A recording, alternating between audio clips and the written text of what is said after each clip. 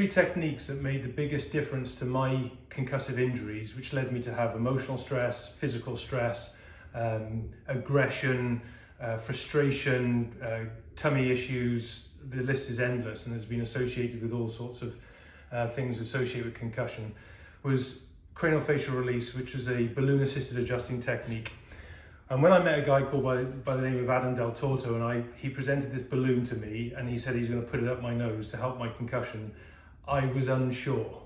But in for a penny, in for a pound, I was in a bit of a struggle state, so I was willing to try anything. So he inserted this balloon into the nasopharynx of my head, and he explained to me that by creating pressure in the cranium, this would release pressure in the head.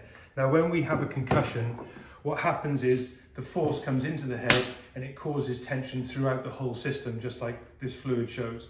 But also, if you have a concussion or traumatic brain injury, it can also be associated to fast movement of the head. So this causes tension within the cranial sutures. And I'd learned a technique called CATS technique in Canada, where I worked out how to unlock these sutures from the outside.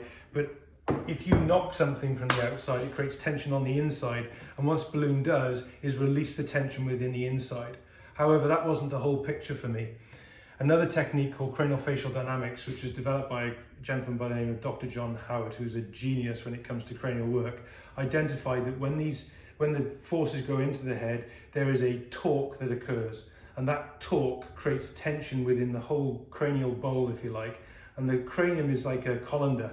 It's a drainage system. And when those membranes get torqued, the brain can't drain. And that's where the buildup of toxins in the brain lead to things like brain fog, and then start causing inflammatory parts of the brain, inflamed parts of the brain, which then lead to plaquing, which then can lead to all these problems that are associated in the press. So by unlocking the cranium and then helping the brain drain, this helps facilitate the healing process, which is critical in the recovery from concussion.